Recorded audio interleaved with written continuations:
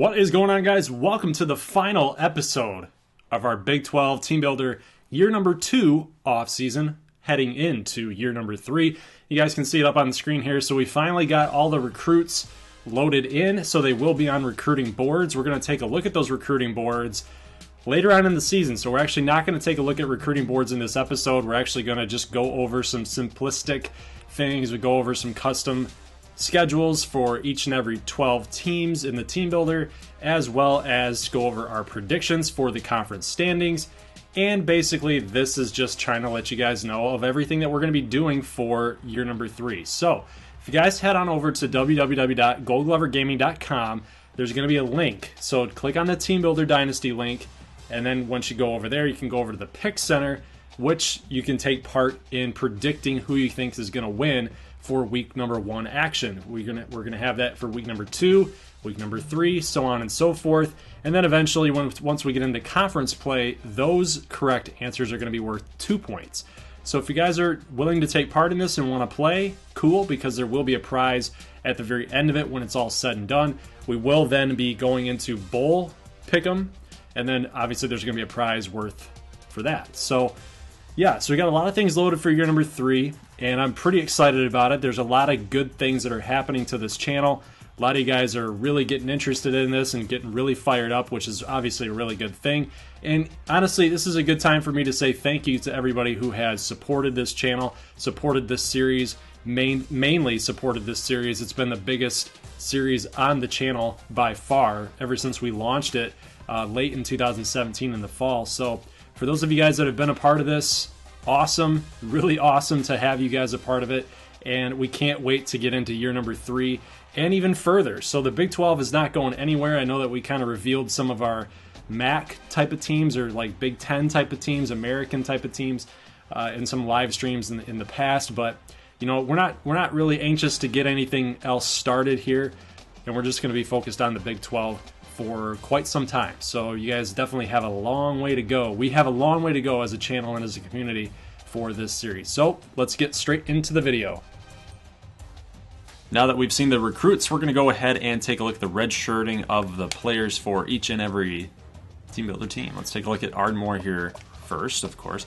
And we're looking at Tyson Fenner getting the red shirt call. And honestly, when we look at the backup quarterback job, both guys are 72 overall. Jeremy Wilson and Grayson Stanfield, and we know that Grayson Stanfield is pretty much going to be the future, even though Jeremy Wilson is also a freshman, and he's a little bit more athletic, but the numbers favor Stanfield. He's got more accuracy, he's a little bit higher on the throwing power, so I like Stanfield even though Wilson's more athletic. I think you're just partial to Stanfield because he's a custom player. Yes, that's probably... I'm calling you out. That's probably something along the lines of that. That's okay, though. That's what we're here for. Yep. Xavier Wiggins is now the backup to DeQuandre Shook, and we don't really have any more red shirting to go. So we got Guerrero, Streeter, Wiggins. This is a very, very good backfield. Xavier Gross going to get the call there. Jake Wood at fullback. 3 receivers going to get the red shirt. That's Aaron Golden with the 93 speed, and Brian Washington. Yeah, I like this. I like this group so far, this young group. Buchanan, we're not going to redshirt him because he is going to basically be the starting tight end over Ryan Markham, who is he earned All-American honors last year, but you know, you got to make way for the young guy. He's preseason Big 12 All-American. Yes, yes. This player, I don't really anticipate much from him, but you might as well tag a red shirt on him just to see, you know, what's going to happen. Stephen Charles, 66. Getting the red shirt. Orlando Goodlove. This was a very hard decision for me to make, but don't fault me here, because when we look at Monte Sutton, you would probably think, oh, dude, Goodlove's got to start. But when we look at left guard, Vandermeulen is the backup to a 99 Christopher Oyatunda. We are moving Vandermeulen to right guard to start out there. There's really, you got to save Orlando Goodlove and hope that he doesn't transfer. Right tackle, there's nowhere else to go. James Holmes is still gonna play with Woolridge and Link. So we got some ends that we can throw in there with some different packages. Jamison and Scott Walters gonna get the red shirt. Nothing going on defensive tackle. Just tagging the guy right there. Apollo Warren, the starter. We're going to run that 3-4, so we got a lot of linebackers to cover. Let's see, nothing at right outside. We got 2 guys at corner for redshirt, and backup free safeties to redshirt there. So on to Nebraska State. Okay, so the decision is in. Graham Keith will be eating that red shirt because I'm sticking with Ben Shinosky. He's my guy. Wow. That hurts me, man. We had a 4-way quarterback battle, and the coaching staff felt that even Ryan Fitzsimmons had a better grasp of the offense than Graham Keith did. So they feel like Keith would be the number 4 guy at this stage in his career, and they will redshirt him, and hopefully he will not transfer. Yeah, don't fall in love with the overalls too much, guys. We got to try to throw some storylines in here and be a little bit realistic. You're right. Lonnie Rust will redshirt at receiver. I'm going to redshirt Tariq Sims, even though I like him and I like his size. We got Sean Richardson, some other young guns up there, so we're going to stick with that program. And we're going to move along here. Travis Collier, I got some good right ends there. Going to redshirt Collier. Michael Barrett going to redshirt. See, so we have to play some more of these guys, like Brian Reese, true freshman. I usually just redshirt almost every single one of my freshmen, but this year I'm a little more desperate for talent because of my poor recruiting over the last couple of years. So Shinosky's going to handle special teams duties, and that's really it for Nebraska State. All right, so Jake Lewis will redshirt. He's sitting behind Vajic and Russell, so obviously that's a no-brainer there. And a couple of these guys, Saquon Snow.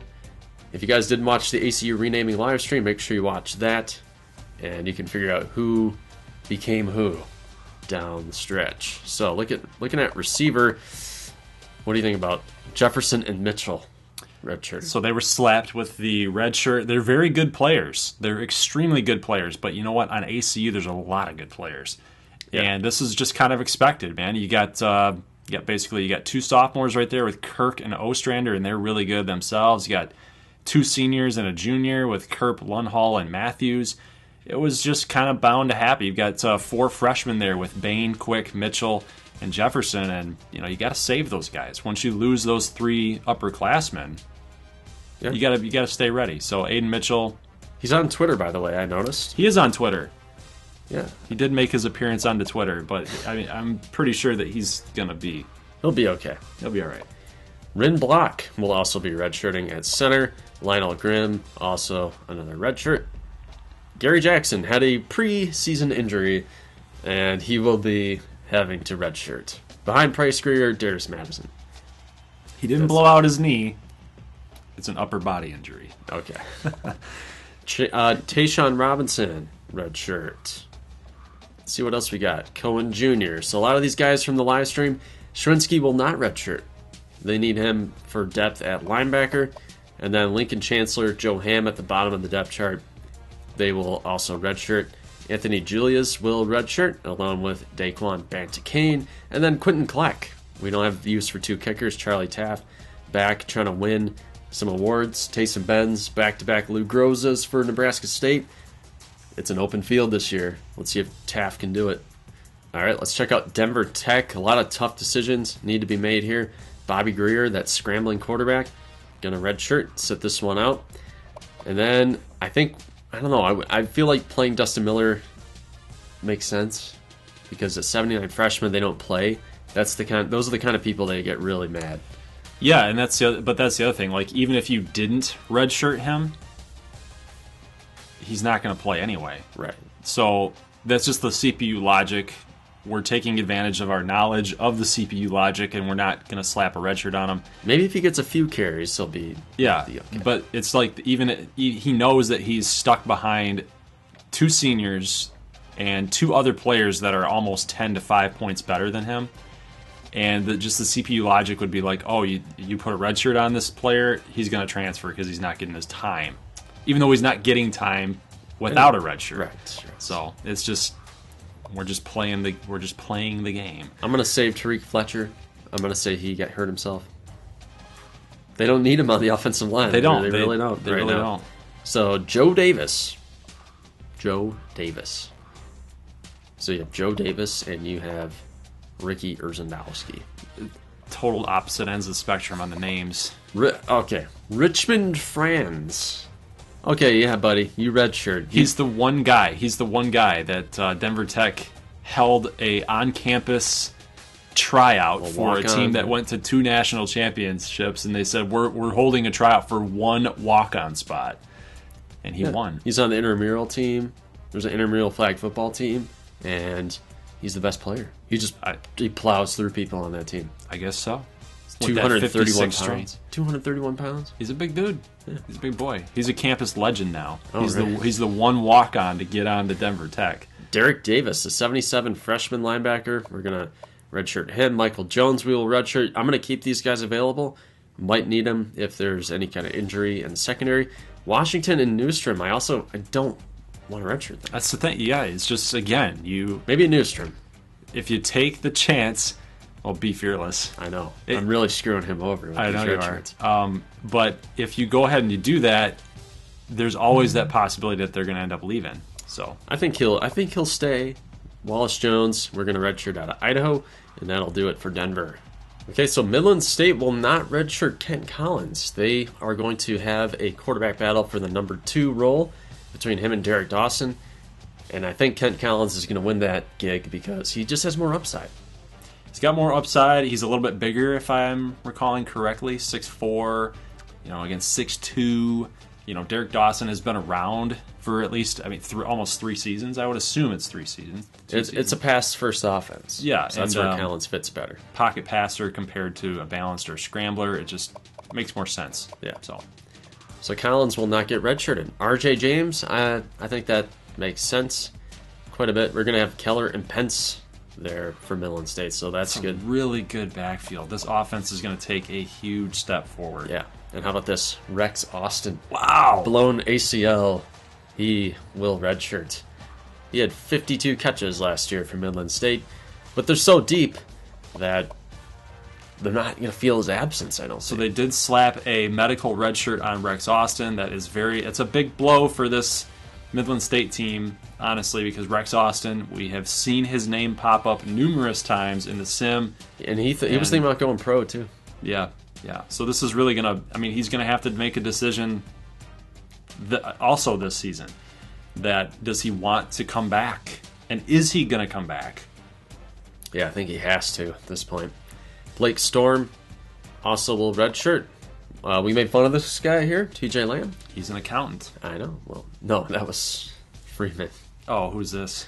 He's the guy who I said is not good at football and at life. In his life, no. So he will redshirt. Ross Brown, redshirt. Chris Davis. So we have to build that offensive line depth. Or Midland State does. John Weber, they are also going to redshirt him. A couple defensive tackles there. Morrison Hopkins, also redshirted by Midland State. Seth Parker. Sean Flowers. So a lot of that class, they had a pretty good class there. They want to keep these guys around. Andy Pearson, because he's not going to play. And then Sean Andrews as well. A lot of depth guys that they have in that class. It's good, but that's kind of where they were standing for this season. They had a lot of returning starters. Now they got a lot of upperclassmen. They're in the upper 90s. It's going to be a good team. A lot of things to build off of. All right, let's check out the Matadors, the perennial underachievers. Billy Adams sitting at 3rd. Did not beat out Rodrigo Alfonso for the 2nd spot, so he will redshirt. Workman and McDonald also redshirting. I don't even know why you're on the roster. Charles Brady, Abraham Young, Steve Patton. So they got a trio of pretty nice receivers. Just looking on the road, Gutierrez, Castro, Love, and Jackson will all be gone next year. Carson Jackson is nuts. 99 overall, 99 speed, 99 agility, 99 excel, 99 awareness. Ooh, 61 break tag. Oh, he's terrible. He's terrible. He's awful. But 6'4", guy's a monster. I hope to see better things from him this season than what he was going through with Rodriguez. The rapport is with Blair. Bowser will redshirt for McAllen. And let's see what else we got. Joe Barnett. Got a couple seniors up there. That's probably why. Chris Bryant. Going to sit behind that USC transfer Levi Jones. Larry Harvey. I love that name. Mike Sims will redshirt. We got Eric Morrison Greer at the bottom there at cornerback, also redshirting. We're going to keep James Harris or McAllen rather, will keep James Harris around. Yep, got to keep him happy. And that will do it for the Matadors. Probably the worst team right now in the entire Big 12, the Amarillo Armadillos, are in kind of a precarious situation. And we're going to take a look and see what their decisions are as a coaching staff as to what they're going to do to plan for the future. Because they know, they're fully aware that this is not a season that they're going to be able to do anything with. I mean, we already know what these two quarterbacks are saying under their breath to D.D. Dukes. They're saying, good luck, buddy, because that offensive line is terrible. We're going to sit back, and we're going to be fine, and we'll just watch you take some hits. So Lacey, the freshman at 72, is going to take a red shirt. Kind of really that's the reasoning, because you have a Galveston freshman. You got Preston Michaels who's going to start next year. So it's just kind of that succession plan that they have going on. They got a 3 running back system. They want to keep Kevin Fogel around because they are losing Nigel Duckett. Sykes will become a junior. It just makes sense to do it that way. And then Marvin Ross, the 74 overall fullback. And I think that that's probably a good thing to have him there. We are going to actually go ahead and redshirt John Hunter, a freshman 73, as well as Will Frazier and Thomas Pearson. And this is, again, just because of Amarillo's succession plan that they want to see happen, because they do have a lot of older guys, Gamble, Sutton, Miller, and Hall. It's just a good plan to do that. So when we look further, David Sledge is a freshman. Will probably be getting some snaps at backup tight end. We got Chris Baggio out there at left tackle. Guard, Slade Morton as a freshman. Not going to be a red shirt because they do want him to get some experience. Freshman Trevor Jones. He's actually not going to get a red shirt either because you do need a backup plan, and Greg Brown is not it as the backup plan. Morris Campbell, also a freshman, came in with Slade Morton, is also going to get some starting run there at right guard. So then we look forward at the defense. We've got an 82 overall Eugene Brown entering his second season. Got some young defensive ends here. I like the way that this is looking, kind of like what the playbook is for Ardmore. They're taking in a lot of defensive ends that are young. Really like the way they're looking right there. Let's see. We got Stefan Downs. No red shirts available here. Marcus Green is a junior. That's basically, again, they want to get Trevor Givens some more run, and Marcus Green more being utilized as a depth red shirt. Middle linebacker, nothing. Right outside, nothing. Cornerback, they're really light on. They're going to have to hit that hard in recruiting. And as far as free safety goes, Patrick Clark's going to end up battling Colin Sangster. Yeah, they're trying to keep Clark and Freddie Bolden happy, so not going to redshirt those guys. Yeah, and it's just the same thing that we've seen on other teams, guys. When you have those high 70s, you don't want to lose those guys to transfers. All right, let's check out Broken Arrow. Now, they got that former #1 recruit in the country, Lamont Christian, out of Grove City, Ohio. For some reason, he decides to go to Broken Arrow, Oklahoma. And I think he just really liked the campus, really liked the team atmosphere that they got going on, got some good mojo. They're going to have him not redshirt, and he will be the #2 quarterback behind Street. And they're also going to try to get him some looks at kind of backup safety, backup linebacker, maybe #3 running back. Just get him in the mold, because he came in as an athlete, but they want him to be quarterback. They're going to keep him around. He was the #1 athlete for a reason. Yeah, exactly. And they're going to utilize every ounce of juice that he's got. Cedric Barrett and McTaggart will redshirt at running back. Down at the bottom of the depth chart, Craig Davis, also a redshirt. Kerry Hill, redshirt.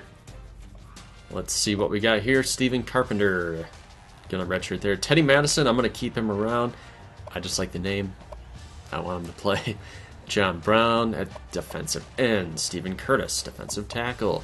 Dave Smith, redshirt. Willie Wesley, we have another preseason injury. I don't know what to say. I don't know what that. It happens all the time in real life.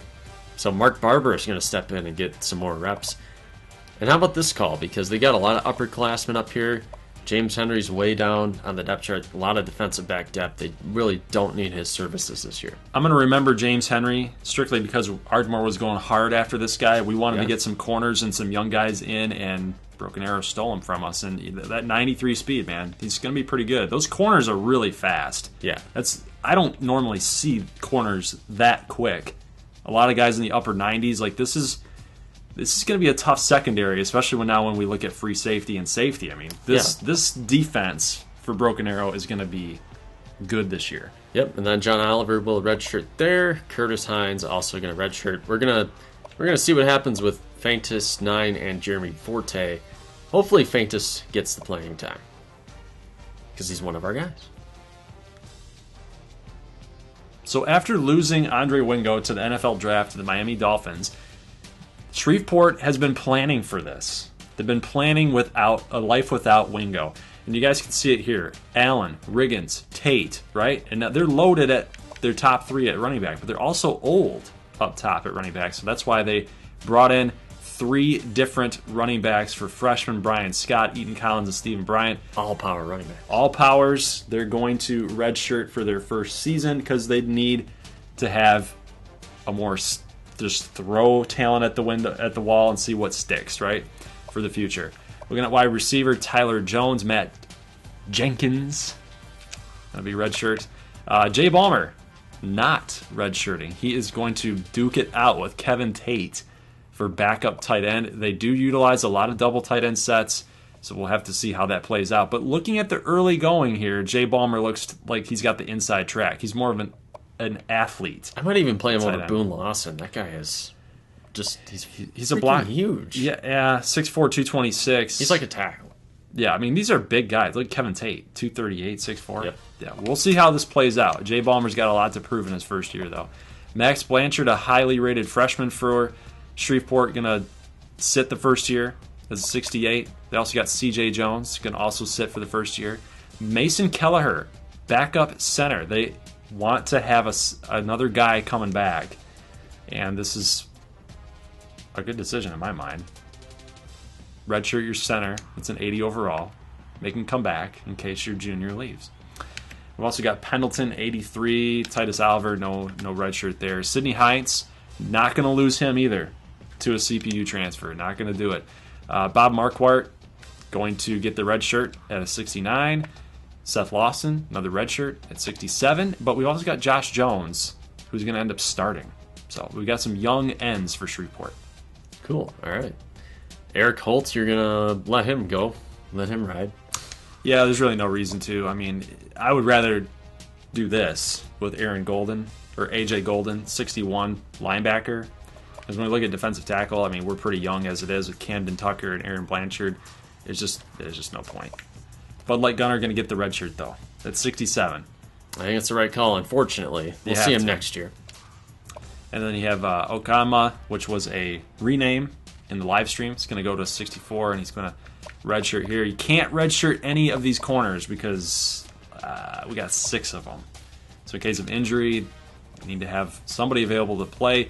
Bradica's going to be our guy at free safety. 94 speed at free safety. Good luck beating him in coverage, honestly. Jason Burnett as a sophomore is 70, and Brad Jackson rounding out the defense, 68.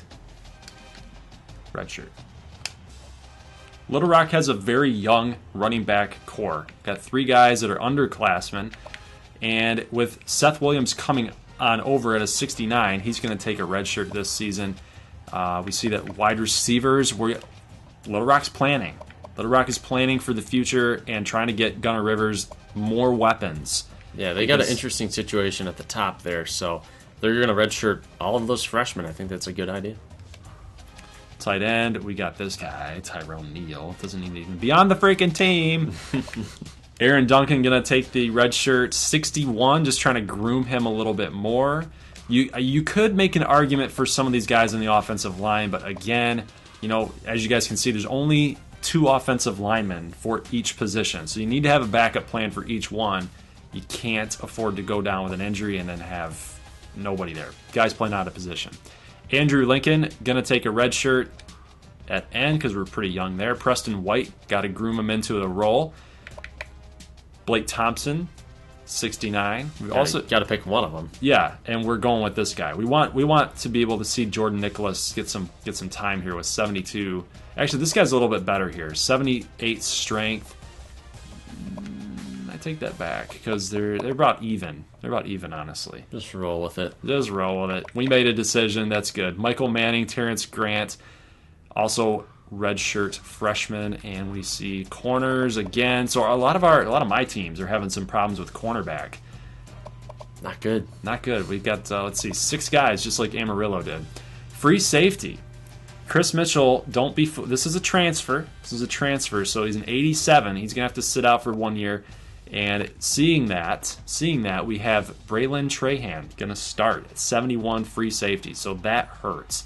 Brian Jones also going to get the red shirt. And then we have Nate Myrick. So the defensive backfield for Little Rock taking a huge hit this season.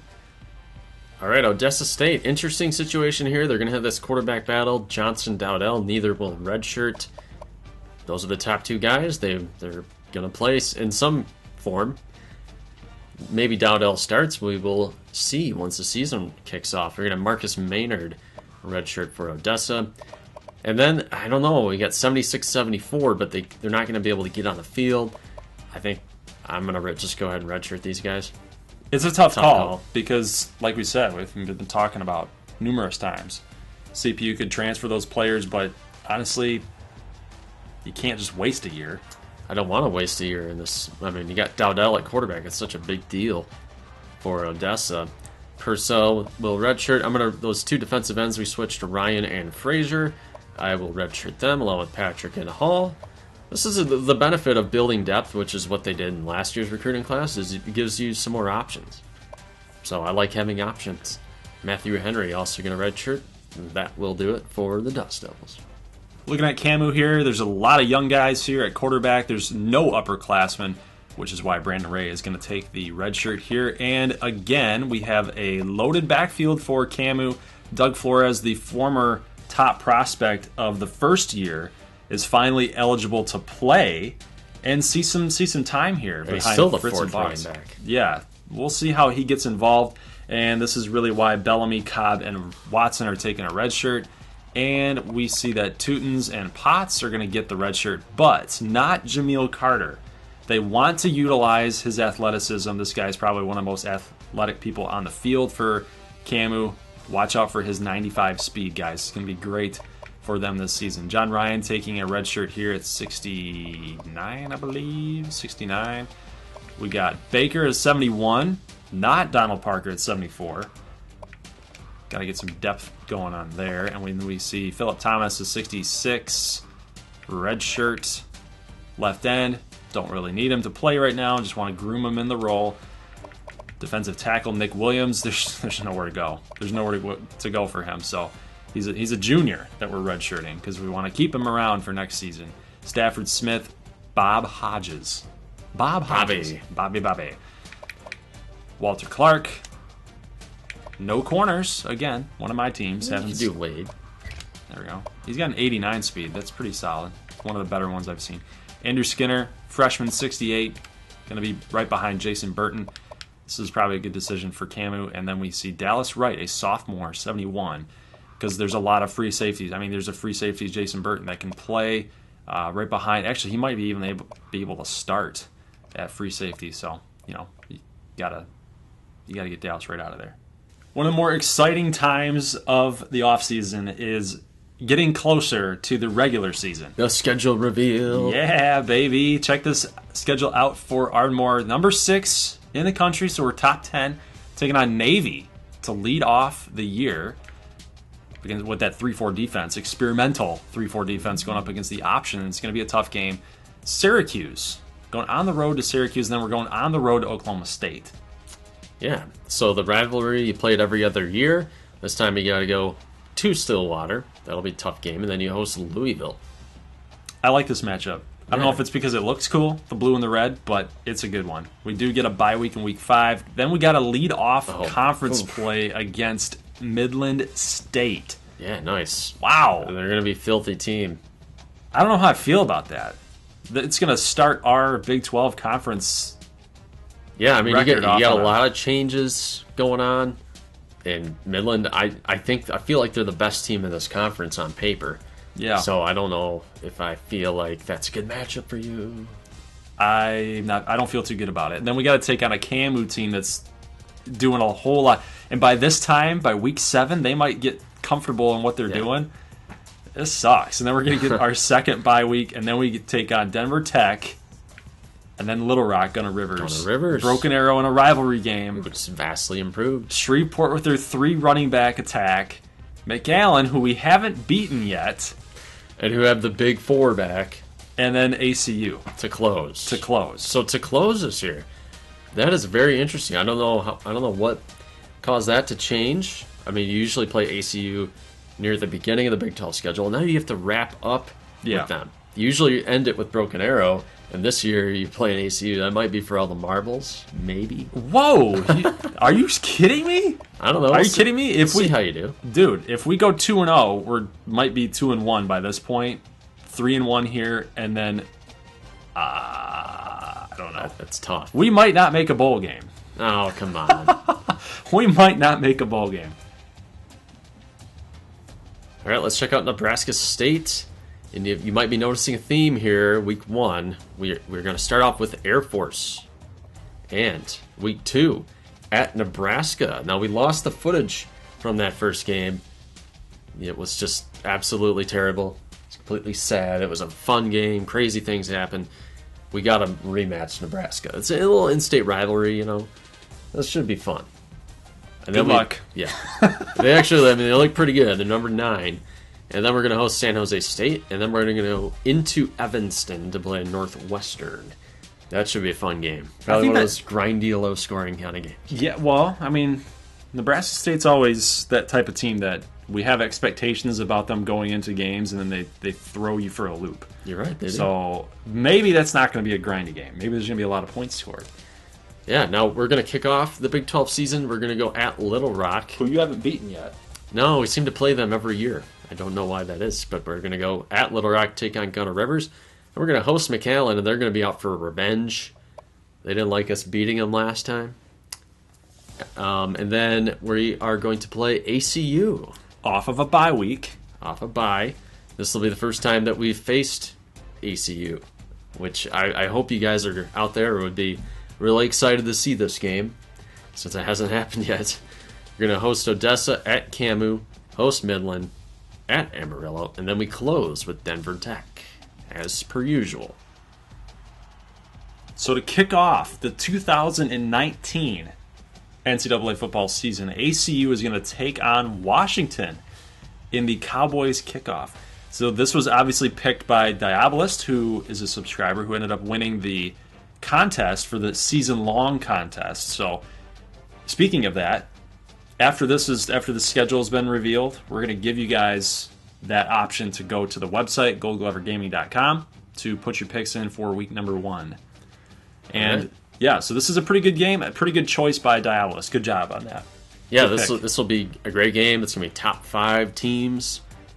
Really interesting stuff there. We just saw Washington. They played Nebraska State last year's Alamo Bowl. I'm cheering for ACU. I hope they kick their butt. Let's just say that. I do too. ACU's finishing a home and home with Missouri. They went at Missouri last year. Missouri played them pretty tight. That was kind of an interesting game, but they're now ranked 12th this year, so they're looking pretty good themselves. Marshall. We just talked about trends for Ardmore and Nebraska State facing option teams. I'm noticing a trend with ACU. Home, home, home, home. Well, that's a neutral game. Wow. Still. But, yeah, Marshall, Cincinnati, they got to come to ACU. So ACU, yeah, they do not have to leave and play on the road unless you count this neutral game here against Washington. So they're going to open up the year against Amarillo. Seems like they play Amarillo every year, too. But then they go at Midland State, where they have to, it's a different cast of characters. That's very true. But, Midland's going to want to rub that in. Well, the last time they played, Midland shocked ACU. It's a marquee game for the Big 12. If Midland State can pull that off, it's going to be a huge win for them to notch in their BCS. Yeah, hopes. Absolutely. Then, as we talked about, they're going to take on Nebraska State at Broken Arrow. I would circle this game preseason as a trap game. Yes, because it's at Broken Arrow, yes. Bryan Street, plus that defense for Broken Arrow, too. You think by week 10 they're going to be more cohesive units? They might be like 6-3 at that point. 6-2. Interesting. And then they face Little Rock, and Little Rock, that's a rivalry game. Gunner Rivers is going to be out for blood in that one. At McAllen, host Shreveport, And then this year, like we talked about, they're going to close against Ardmore. Brutal. I love it. Brutal.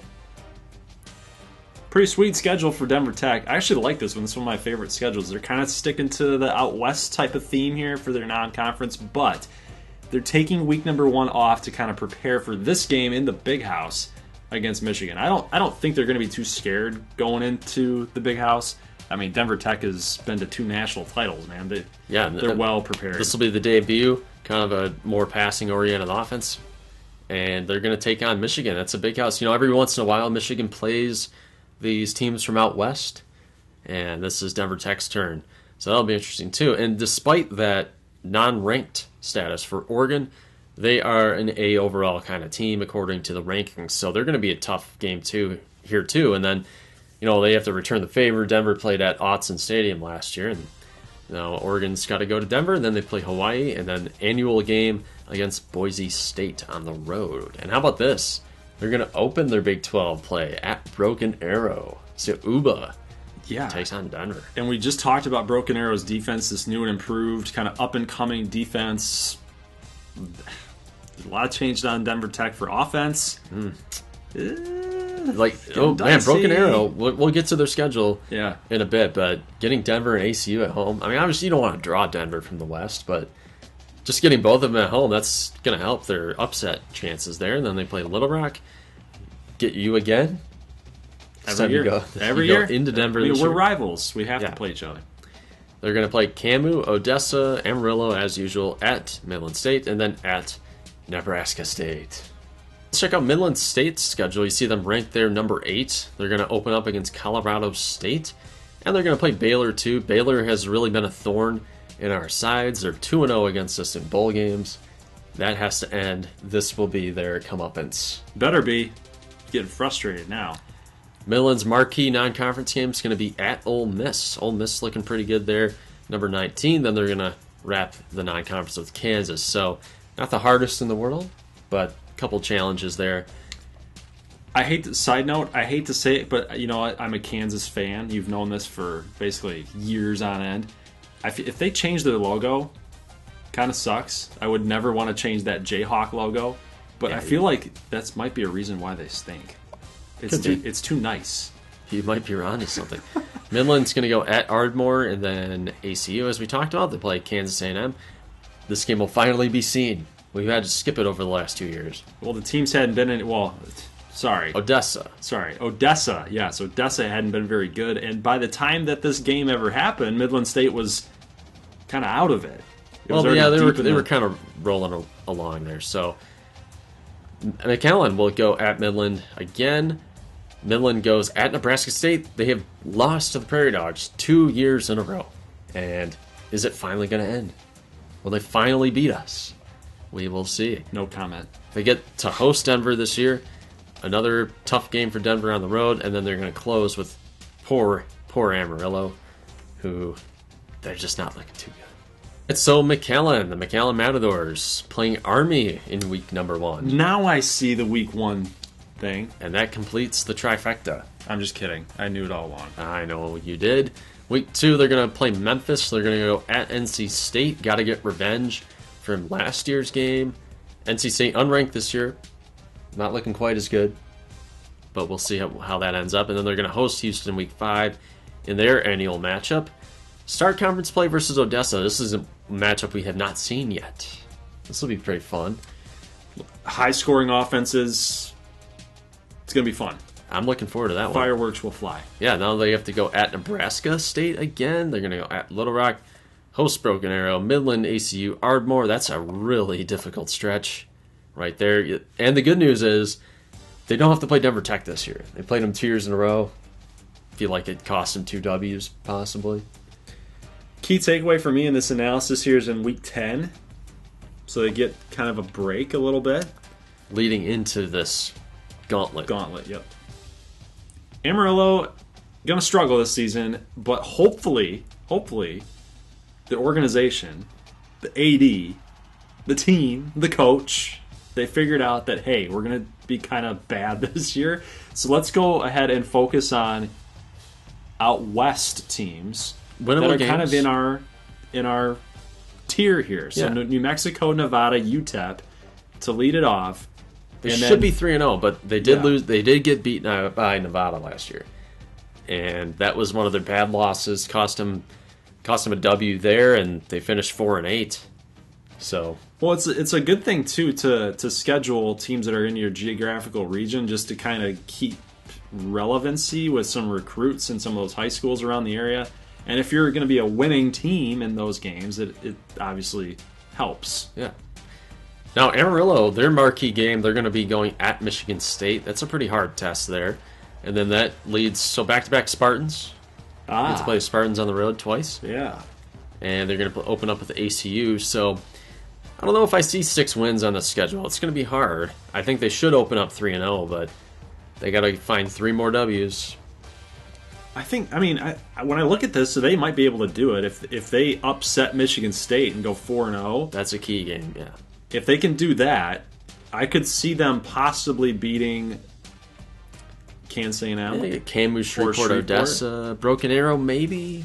Broken Arrow looks pretty good, though. I'd probably lean at 60-40. Broken Arrow, 60-40. But, yeah, Amarillo has a chance to make a bowl game, but it's an outside chance. All right, let's check out the new and improved Broken Arrow. A lot of returning starters, as we've talked about. They're going to open up the year at Tulsa. They play Tulsa every year. So far, Tulsa hasn't given them too many problems. I don't expect them to either. They're going to play Bowling Green. Then their biggest game, they're going to host Utah at Broken Arrow. So that'll be fun. Then they play Middle Tennessee. So pretty winnable stretch of games there.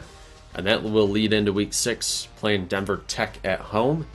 As we talked about, I mean, they get some marquee games at home. I guess if you want to play 2 teams on the road on the schedule, maybe Amarillo and McAllen might be 2 of those teams. I mean, It's a pretty forgiving schedule, in my opinion. I mean, I like what's happening for Broken Arrow. A lot of positive signs for them. yeah, they got to go at ACU. Then they play Odessa. They're going to close against Little Rock, so that'll be a fun game. Everybody's interested in seeing how the Shreveport team is going to do this season. Well, it might be a little bit tougher than anybody thinks. Arizona State to kick it off. Then they get an open. That'll be a fun game. This is like the 2 biggest party schools in the country. That's very true. ASU is known for their partying. Yes, and hot women. They're gonna be going at Shreveport. That'll be interesting. Weren't Arizona State? Wasn't Arizona State like back in like 2009 or something rated as one of the most attractive? I think that was. I think they were. Yeah. Yeah, just look it up. Look it up. Southern Miss. You're gonna play Southern Miss, Louisiana Tech, and Monroe. So regardless of what happens here, hopefully they're looking at a 3-1 start. At worst. Yeah, and then they get 3 unranked Big 12 teams: Kansas A&M, Odessa, and Broken Arrow. No disrespect to those 3 teams, but Shreveport could pull off a hard-earned W against An upset one of or those teams. 2, yeah. Yeah, That's and then they possible. get Little Rock, which is kind of, again, taking a step back with some of their defensive losses. Possibly, yeah. Secondary kind of hurts. Yeah, and comes then they back. play Amarillo. Yeah. So this is actually shaping up for the Skeeters, but they do close with Ardmore, ACU, McAllen. But if they can get to at least, give me 5 wins. Give me 5 wins by the time you're done with Amarillo, you might be in the mix for a bowl game. But that's going to be hard because you got Uba and Camu are looking better, but I don't know. This is a big question mark for me. They look like they might luck out this year. Will the Battlehawks battle on? Will that be the rallying cry for this season? A lot of changes defensively with Taiwan Talbot gone, Tarasovic gone, Amara Spivey is gone. They've got a lot of good players in the defensive backfield that are kind of taking a hit too. It ain't looking too good right now for Little Rock's defense. And now they got to go take on Clemson at Clemson to kick it off. Death Valley. Gunnar Rivers is going to have to take that step forward in his sophomore season.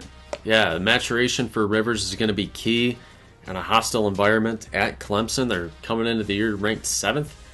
I mean, that's going to be a challenge, and definitely one of our featured games, Week 1. Things get a little bit easier. Ohio finished near the bottom of the country last year. Arkansas State was kind of a top 25 team last year, so this is no gimme either. And then they play host to Rutgers, leading into their big Nebraska State matchup. Which again, I'm going to keep reiterating it. They are 2-0 against Nebraska State. True. Now this year they're going to go at Denver Tech. That'll be tough there. McAllen goes to Little Rock. They're going to go at Shreveport. They play U at home at ACU. Close out Cam and Broken Arrow. So interesting schedules. It's navigable, but they do play 4 top 10 teams. So you see that strength of schedule listed as an A+. Word of the day, navigable. Talk a little bit here about Odessa State. Well, they're finishing up a home-and-home here with Fresno. This time they have to play at Fresno State. That's going to be a hard game for them. I think that could go either way. Should be the Pat Dowdell kickoff for his era. I think that'll be an interesting game there. They host Lafayette, play UTEP every single year, then they play Arizona. It's going to be weird, man. It's going to be really weird to not call Montana Flynn's name when we're doing an Odessa game. Yeah, it's been 2 good years. Or 2 Timmons. quality years. Oh, yeah, especially. Then we talked about this. They're going to open at McAllen, a game that we haven't seen yet.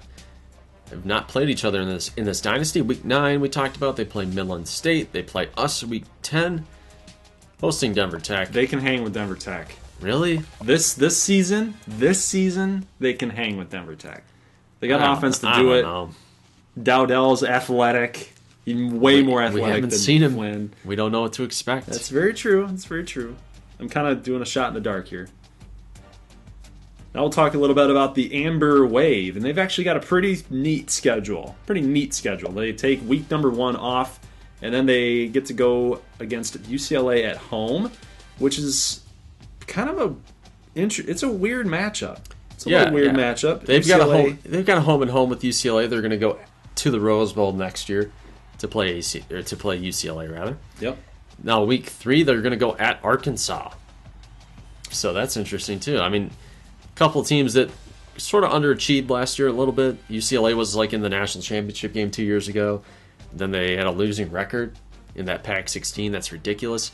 And they're going to host Iowa State at Notre Dame. Yeah, so this is kind of unlike. There's really no rhyme or reason behind their schedule. Because when you look at the other teams' out-of-conference schedule, you can kind of look at it and say, I can kind of see where they're going with this. The only thing I can go with the Amber Wave is that they just wanted to challenge themselves for this season. They want to impress the voters out there, the coaches poll. They want to get those marquee wins under their belt because they feel like they're ready. They feel like they're arriving. Yeah, and despite being unranked, I think if you're able to beat UCLA, Arkansas, Notre Dame, I think that would catch a lot of eyeballs and be like man, this team is looking legit. Then they go on the road to Shreveport, host you at Midland State. They do have to go at Denver this year. That's going to be tough. It's going to be a really tough battle. So, I mean, they do play 3 top 10 teams here in Big 12 play. It's going to be tough. It's going to be tough for the Amber Wave. No surprise here. Denver Tech, ACU, the top 2 teams in the country. And interestingly enough, though, they're ahead of Texas. Ooh, who did win the national championship. And then we have number 4, Wisconsin, 5, Washington. So that game, opening week, ACU against Washington is going to probably settle some things. At least settle the conversation down for a little bit. Yeah, in the early going, for sure. You check in at number 6, you're still a 97 overall, and you talk your team down. I don't know why. What are they attributing it to? Starters? Could be. I mean, to be fair though, like it's the norm now to be an A+ after a couple of years. Once you get the roster going. Clemson checks in at 7. Midland State's at 8. We got Nebraska, Michigan, Ohio State, 3 Big Ten teams there. Go Missouri, Miami, North Carolina, South Carolina, Tennessee. Then we see their Little Rock Battlehawks checking in 17th. Let's see if we got some other teams here. Down the road, Alabama. Yeah, they're 31st in the country. 31st with their 99. They're gonna freaking roll this year. Yeah, they are. I hope. Roll Tide. I hope the pollsters realize this. They're opening the year against Wisconsin.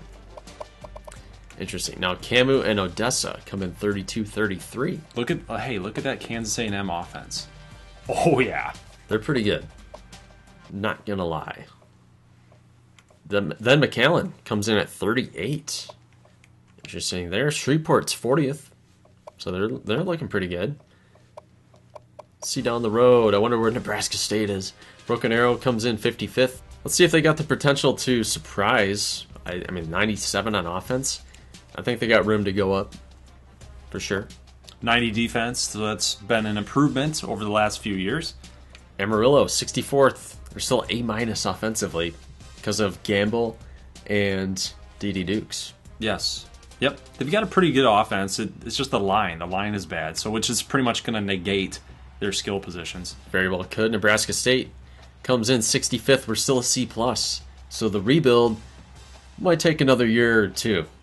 We're still on the climb. If I'm the athletic director, I'm putting Cust on They're winning hot games. seat. I'm still putting him on the hot seat. What's your problem? You gotta vault the program. So that should be the end of it. It should be everybody. Who's the worst team? Ohio. They went like 0-12 last year for some reason. Let's check out some preseason All-Americans for all Big 12. Gunnar Rivers, no surprise here, making the first team All-Quarterback. Pretty cool stuff. And then we look at Logan Sweeney. It's a surprise, but it's not. Because as a 99 overall, you would expect him to be there, but a lot of people don't really talk about Logan Sweeney. Because he doesn't run the ball. Yeah. But he does get all these catches, as you are talking. In 94 catches.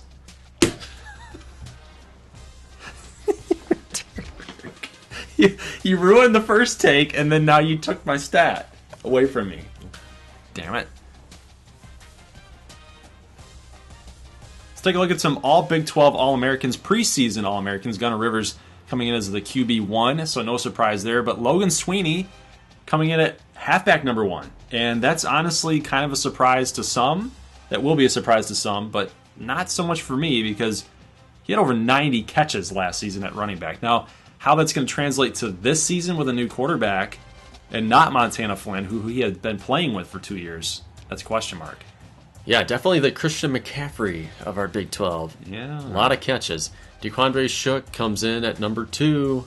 He's going to be pretty good this season. We've got a playbook change that's going to utilize his skill set a little bit better, a little bit more. Khalid Livingston and Carson Jackson get the 1 and 2. Ouch, Jackson, bump him up.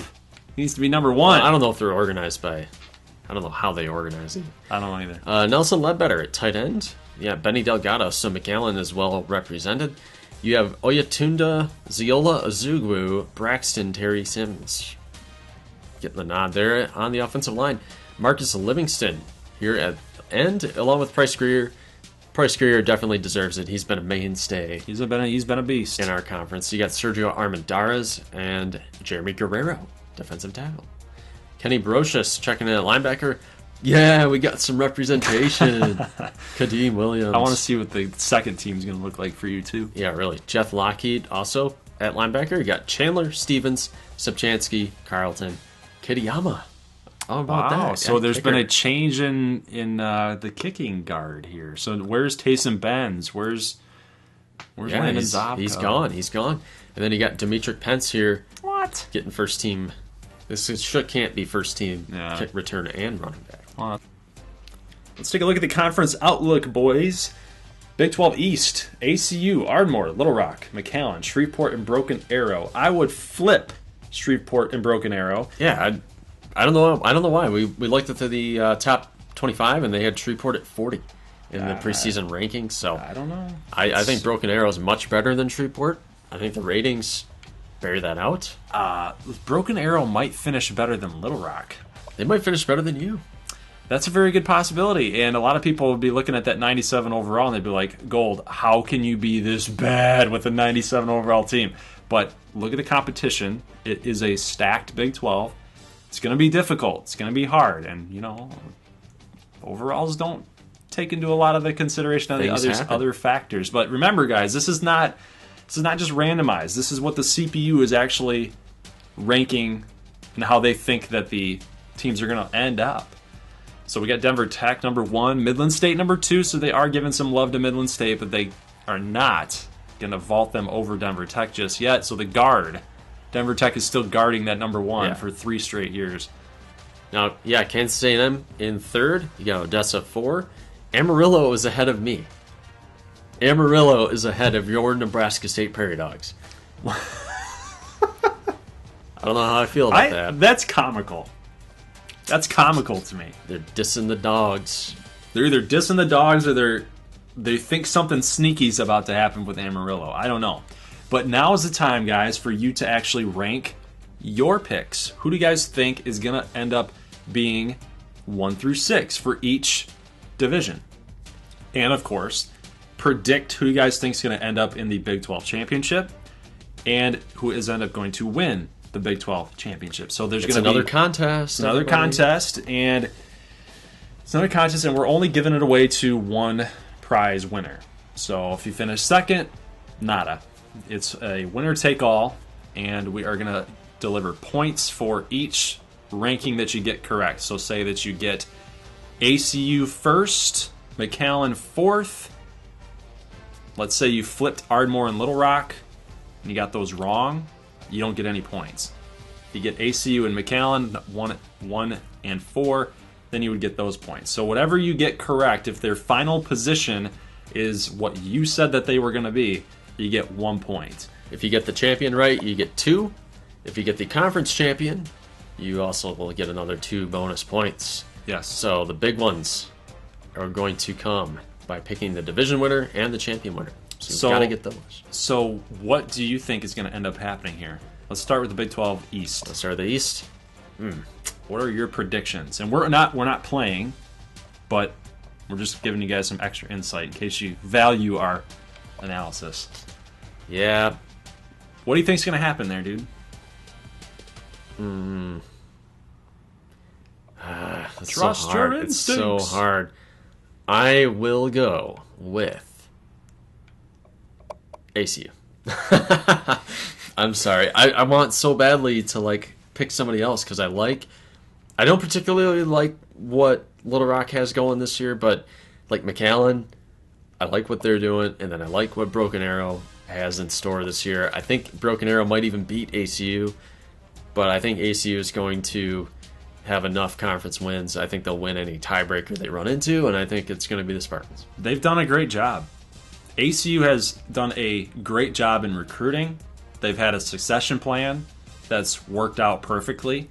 It's been a very well put together school. Yep. As far as this football team is concerned, they've done a really bang up job in getting this team to legitimacy and consistency. And that's a main reason why I'm going to pick ACU as well. I think we're going to finish in second place, just like what the CPU is saying that we're going to, only because McAllen would probably be the biggest challenger to that number 2 role in my mind.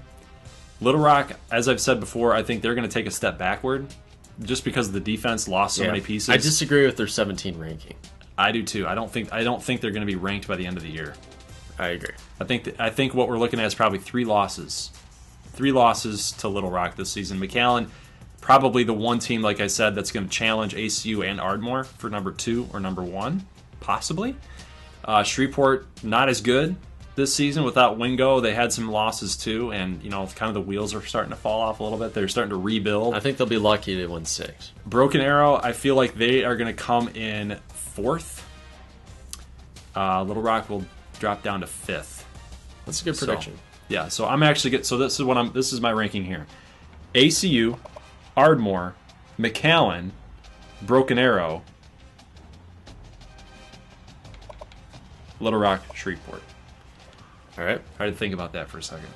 Let's check out the Big 12 West. Who do you have, my friend? I'm picking Midland State. Mm-hmm. Yep. I think that is the pick, guys. I don't want to mislead anybody. You're all free thinkers. You can think for yourself, but I'm going with Midland State this season, and it's strictly because the team is absolutely stacked. It's absolutely stacked. If you guys want to look at Denver Tech and call me a hater and think I'm hating on Denver Tech because I'm a rival, well, that's part of it. No, I'm just kidding. I'm being very objective here. Denver Tech has a lot of changes going on right now. There are returners, of course. Kenny Brocious is returning. Wide receivers. Sepchansky's returning. Wide receivers are returning. Humber, Schmidt's returning. So, they've still got some of the core that's left, but Drakeen and Timmons ran that offense. And now that he's gone, it's going to rely on Matkovich, and they're kind of changing their offense around a little bit, trying to throw the ball a little bit more. Right. I don't know. I'm taking a risk here in saying that this is going to hurt them. It could actually be better, if you guys believe that or not. It might actually be better for them if they're going to start throwing the ball around because they have all those wide receivers that are good. But if they're going to start doing that, they can't kill the clock. And if they have to play Midland State and it lines up for that Midland State-Denver Tech showdown, I'm taking Midland State to winning that football game because they have more weapons offensively. I think that's a good pick. Now, how do you think the middle is going to turn out? Do you think Camu can surpass Denver, or I don't see any of these three teams over Denver or Camu. I think Camu is a lock for third at worst. Yep. And then I think it's between. I think I can finish in a solid fourth. I'd take Odessa Amarillo after that. I think you play the game the right way. I think Nebraska State plays the game the right way. I think they do everything soundly, effectively, as long as they're not turning the ball over. They know how to win those close games, know how to manipulate the clock. It just works for them. That's what they do. They've got a very solid running game. I'm going to go with Nebraska State fourth. I think Odessa State, with their freshman quarterback and some changes, they've got sophomores all over the defense. It's an 87 overall defense. It's not like they're not pushovers. They'll come in fifth just simply because of the quarterback situation, and Amarillo finishes in last. Yeah, so. I definitely agree. Amarillo. I think they're going to be in for another disaster season. Probably another 4-8. Might have a coaching change after it's all said and done. Yep. But yeah, tell us who you guys have. If you think Camu can do it, I think they're contenders. I can't see them. I'm almost willing to offer bonus points to Camu. Oh. If Camu ends up winning it and someone out there guesses Camu to win the whole bonus thing. Points to anybody other than Denver and Midland. If you have the gall to make that call. Yes. How many bonus points? Just 2. I'm kidding about that. No bonus points. No bonus points. Just it's 1 point for each slot. Now's the time, guys. Who are your picks for week number 1? Who do you think is going to win? Go on and head to www.goldglovergaming.com. Go to the Team Builder section. Go to the Pick Center and submit your picks on who you think is going to win. These are voting for every single team in our Big 12 that's playing in week number 1. And, of course, every selection that you get right, every game that you get right, you get a point. And then I will always have those updated standings on the standing spot in the Pick Center. So, with that said, let's talk about the games that are going to be shown in the double upload for week number 1. Yeah, well, just to start previewing every game, Midland wins easily. Okay. Yeah, we don't even need analysis there. Moving on. Washington at ACU. Kirk likes Washington. That's a tough game, man. That's hard. That's going to be hard. He can't throw turnovers. Yeah, in Washington, they're now B+ because they no longer have Gaskin or Browning. That'll be tough, but their defense A+. I think that's going to be a real challenge. I'm leaning towards ACU because they got the heroics on defense. We've seen it with Stevens and Armand Hammer. Still got Armendariz, Kennedy. I think Greer. That plus Washington without their experienced 4-year starters, I think that will clear the way for ACU here. I'm going to pick ACU just because that's what I know. Washington's still going to give them a fight, though, so do not count Washington out. But if you're feeling frisky, go with Washington, but I think ACU is going to take care of this. They're number 2 for a reason. Let's just look at that. I agree. We're going to have Army at McAllen. That's McAllen. Going to win that one. Little Rock at Clemson. Little Rock's coming in a little overmatched. A little bit overmatched. They're going to be going into Death Valley to play the Tigers, and I don't know what's going to happen. This might be a Tennessee type of situation, a Tennessee Little Rock type of situation. I don't think it can get that bad. That was bad. Carter Ashey was bad. I'm not saying that Gunnar Rivers is going to be that bad, but Clemson has an A+ defense. Who's left on that defense? We'll have to look and see when we get to the game. But again, I'm stressing it here. The defense for Little Rock are missing pieces. They got new wide receivers. They can't afford to get torched. On defense. I'm worried about the secondary. I'm worried about the secondary. I'm worried about the pass rush for Denver or for Little Rock against Clemson. I'm going with Clemson. I'm going to agree. I'll take Clemson. New Mexico comes in with a C+. I think they can really challenge Amarillo. I don't think it's going to be a challenge per se. I think Amarillo wins the game. Okay. I'm going to say maybe about 11 points. Okay. If the spread said 11, the spread says 11. Yeah, they're rivals, though. I think it's going to be hard. I'm taking Amarillo. Navy at Ardmore. You get to play against your triple option favorite. Yeah, this is what sucks because I know that we have some pretty good linebackers with David Price. We've got Apollo Warren. We've got Braverman coming over from strong safety to play middle, so he's got good zone coverage. You're breaking out a 3-4, though. We're breaking out the 3-4. I do know that we have some 4-3 elements in playbook, but we're mostly going to be utilizing our linebackers and our speed and getting away from more of the defensive tackles. I think we'll be fine. We'll play good defensively. It's just a matter of, is the offense going to actually do well? Because our best wide receiver is Kevin Tratnick. You should handle Navy's defense. They're always going to be a little undersized. You got the running game. It might be low scoring. I'll just say that because we will be starting to run the ball a little bit more with Hicks at quarterback. All right. Air Force at Nebraska State. On paper, they think it's pretty close. I don't. I think this is Nebraska State all the way. Shinosky is the man. Well, we got Shinosky.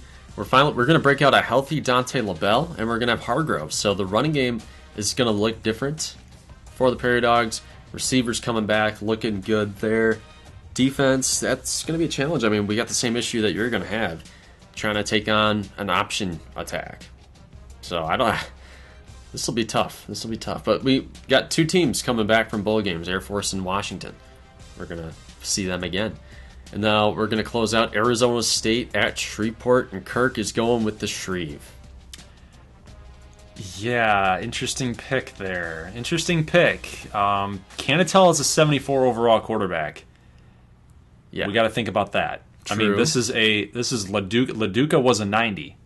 Okay, True. Remember how when we were watching LaDuca in sim and he looked like he was playing as a 74? He was a 90. Okay, so that is a cause of concern. But Shreveport will be able to run the football because they have 3 running backs in the high 80s with Clarence Tate, with Seidel Riggins. They've got guys that they can utilize, and I think that that's going to be the game plan going forward in this game. Chew that clock, do what Shreveport does best, run the football, stick with what they know how to do, and they should be okay. They did lose some players on defense again, as we've talked about. That is always a cause for concern. Communication on defense is really what makes a good defense. Teamwork on defense is what makes a good defense. I don't know if they're going to be able to handle ASU. I'm taking ASU in this one, but I think Shreveport could hang. Yeah, I'm going to take the Sun Devils too, just because I don't trust Shreveport's passing game. Yeah, you got to be able to throw the ball. You can't get too one-dimensional, and yeah, I'm going ASU. So what games are going to be on tap for double upload Saturday? Yeah, you guys get 2 games. You get AM and PM uploads, so that'll be fun. We're going to start with Army at McAllen. Then we'll have Navy at Ardmore and Air Force at Nebraska State. So you get your military academy trifecta there. And then we're going to close with Little Rock at Clemson, Washington versus ACU in the Cowboy Classic, and Arizona State at Shreveport. So I hope you guys like the matchups. I think they're going to be fun games. I mean, I hope we get some crazy finishes, some great plays, and the Big 12 is ready to kick off finally. I'm excited. After a long off-season, a lot of work that went into the off-season videos. Yeah. We're finally here. Get back to football. Yeah, we're finally here. Finally up for some gameplay. So, guys, let us know who you got in the comment section below, and of course on the website at the Pick Center. So please go there if you would like to partake in the contest. Now, just so you know, there are a lot of people that do drop out and drop off. So if you join late, don't feel like you're out of it or you're at a disadvantage. There is a way to catch up and come back in it. So conference games are 2 points. Yeah, so the conference games take on more. importance that way. So. Exactly. So no lead is safe. So we look forward to getting that underway and having you guys partake in that. And of course, as always, there's a prize to that contest, of course. So we'd love to see that kind of interactivity yet again. You guys are always awesome, and this community is great. Love you guys, and we will see you in the double upload. So leave a like if you like this thing, and if you're new to the channel, make sure you hit that red button for subscribe or my logo in the bottom right-hand corner. We'll see you guys then. As always, peace.